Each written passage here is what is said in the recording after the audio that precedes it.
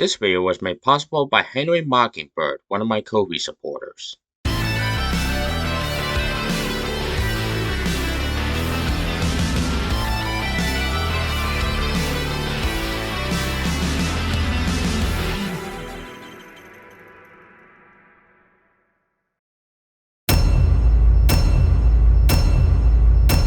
That's not a song.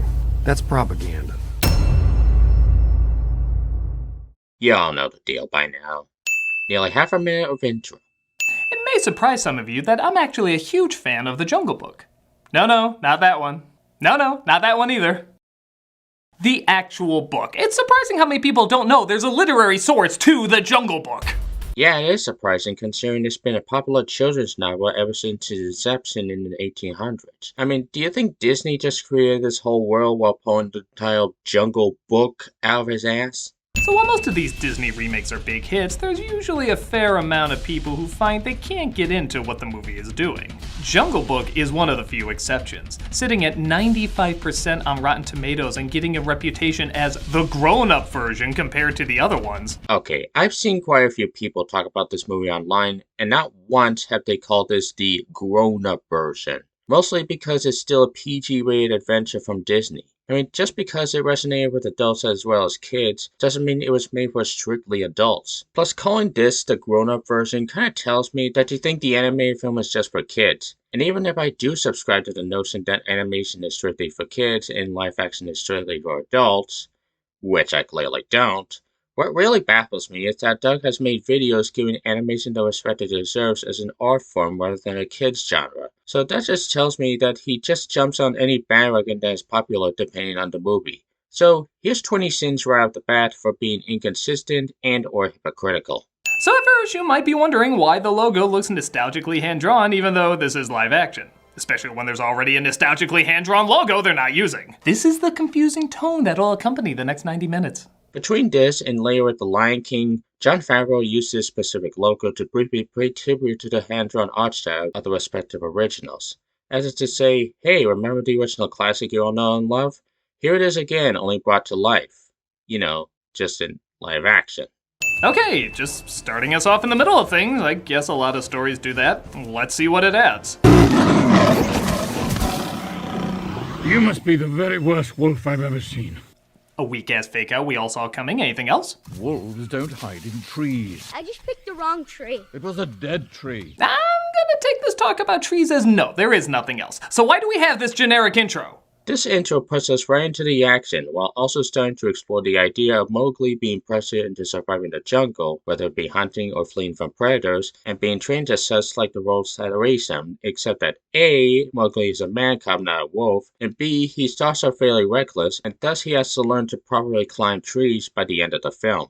The opening to both the book and the animated film are simple, straightforward, and reveal a lot of character. Within the first few moments, we know Mowgli is an abandoned baby, a predator has the chance to kill him but doesn't, creates a connection showing love and care, and shows clearly that this is unusual and even risky, yet they still take that chance on this connection. But hell with that nonsense, we have the opening to U.S. Marshals!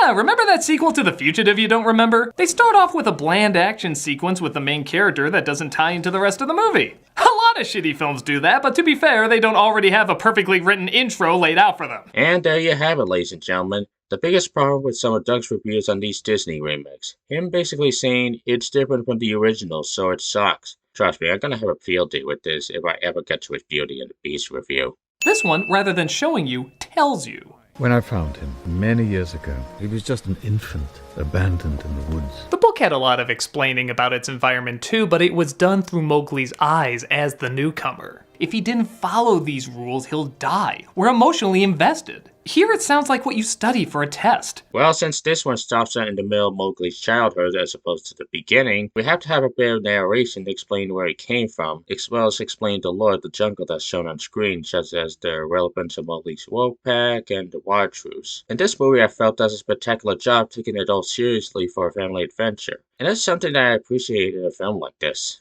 By the way, see if you can tell which lines are from one of the greatest literary minds who ever lived, and which ones are Disney writers trying to make their 5-year-old laugh. For the strength of the pack is the wolf, and the strength of the wolf is the pack.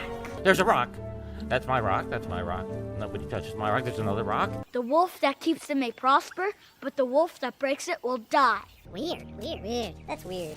Pretty hard to tell, right? Okay, I know my inner Birdman is a bit rusty since the Hotel Transylvania video, but I'm gonna lease it anyway. Everything wrong with the Jungle Book, ladies and gentlemen. A family adventure film has dramatic lines and comedic lines.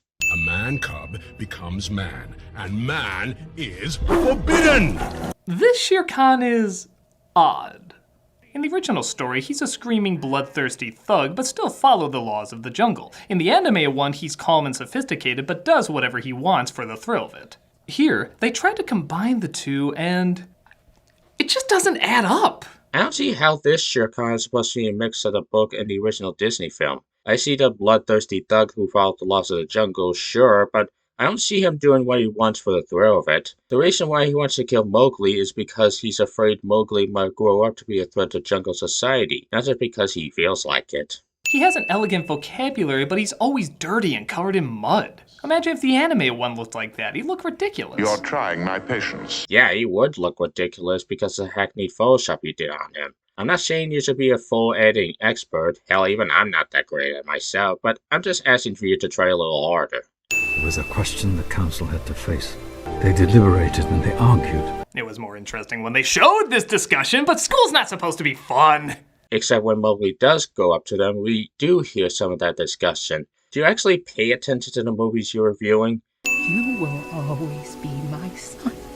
Feel free to return to share our incredible moments, like hearing Bagheera talk about our incredible moments. Except they clearly show Mowgli interact with the wolf pack in the beginning. Oh, forget it. Now, this might sound like a dumb question at first, but really think about it. Like, actually think it over. Why does Shere Khan want Mowgli? Because, like I said earlier, Shere Khan has seen how violent man has become and doesn't want Mowgli to grow up to be a threat to the jungle. If he can do whatever he wants, like in the anime one, why didn't he just get Mowgli at the watering hole?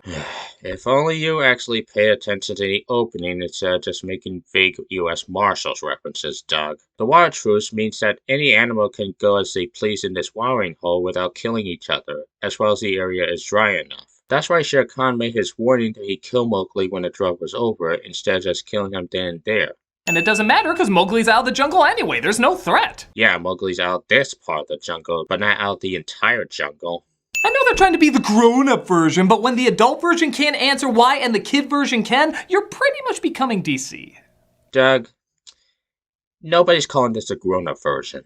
She, for no reason I can figure, tells him that Shere Khan killed his father. Ka is telling him this in order to ease him and hypnotize him so he wouldn't struggle when he turns him into a man-cub sandwich. But man, does she use those plot points for hypnotizing people that leave no impression on our main character. Like, he doesn't even bring up, oh, it sucks that Shere Khan killed my dad. What did I just say about Ka hypnotizing him? So, which one is really better? The silly little kid version that no one remembers, or the super complex, dark and gritty grown-up version? What the hell are you people?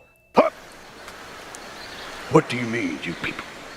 Oh, and count this as Doug calling this the grown-up version Exhibit C. Trust me, this has already gotten old.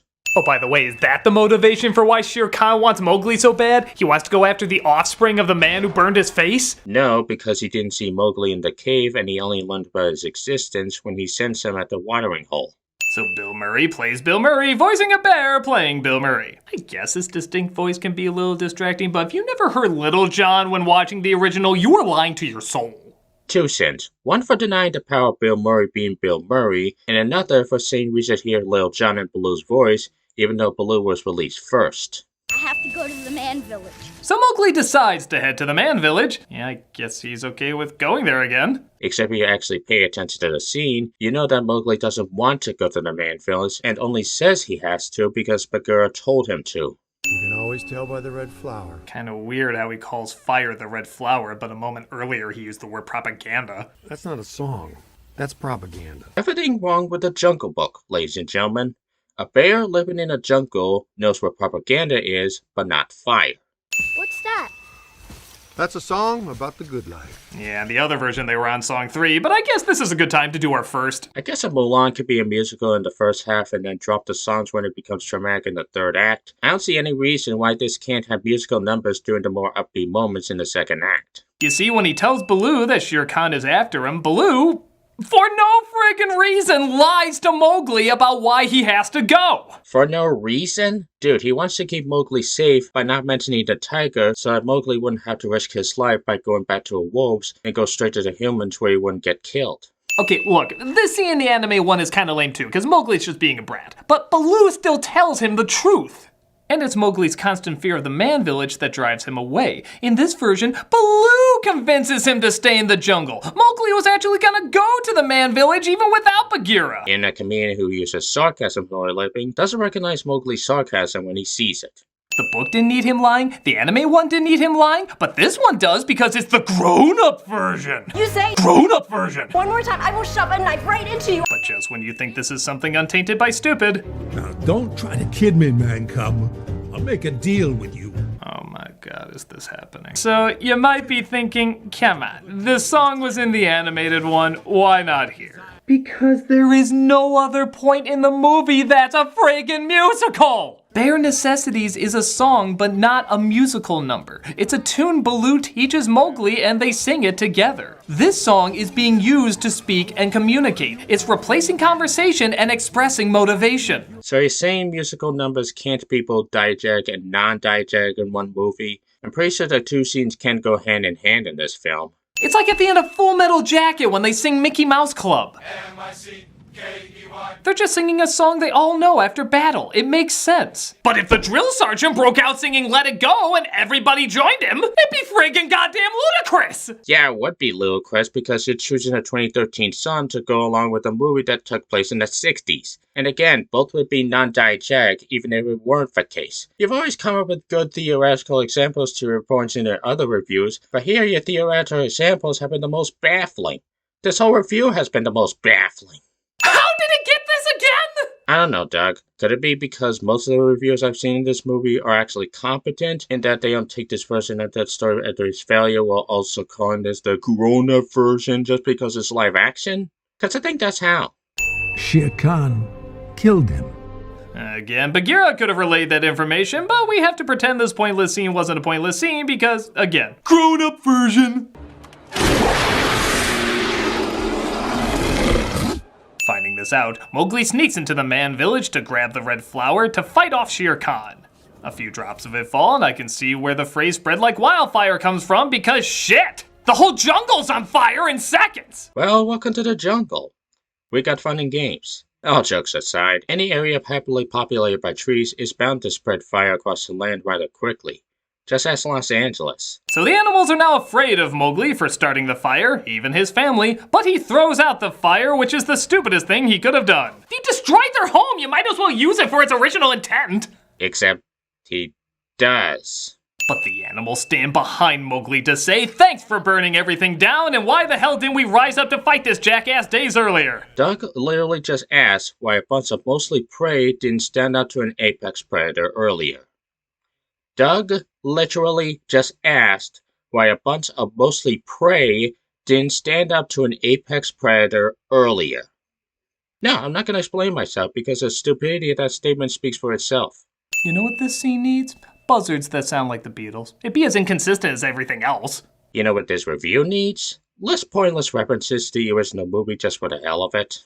He also manages to convince the elephants to put out the fires. Yeah, they just dug holes with their tusks and let the water there. Though given how fast those flames spread, half of India should be on fire now! But that night, I saw something I'll never forget. I saw a little boy without a people bring all the jungle together for the very first time. Except for that other time all the animals came together, which apparently happens so often you have a name for the place, Peace Rock. Except it wasn't Mowgli who brought everyone together there, rather the laws of nature. I'm just tired, guys. But okay, you know the drill. After all this talk of acting like a man, fighting like a man, and thinking like a man, the time has come for him to go absolutely nowhere. In just about every version, he goes back to the man village because they build up that's where he belongs. But This one doesn't do that. Why? Because this movie hasn't built up Mowgli's belonging to humanity like the other versions have. The original story is aggressive, dark, and full of great tropes. The animated film is cute, charming, and full of unforgettable characters. This tries to combine them without realizing what made them work on their own. Have you ever considered the fact that they were trying to make this his own thing without depending too much on one or the other? Whether it's a delightful little kids movie you'll return to more and more, or an epic coming-of-age story you'll return to more and more, this one will most likely be looked at less and less. Well, considering this movie made almost $1 billion at the box office, got an Oscar, got in 101 movies to see before you die, and is still being talked about almost a decade later, I think it's safe to say the joke is on you.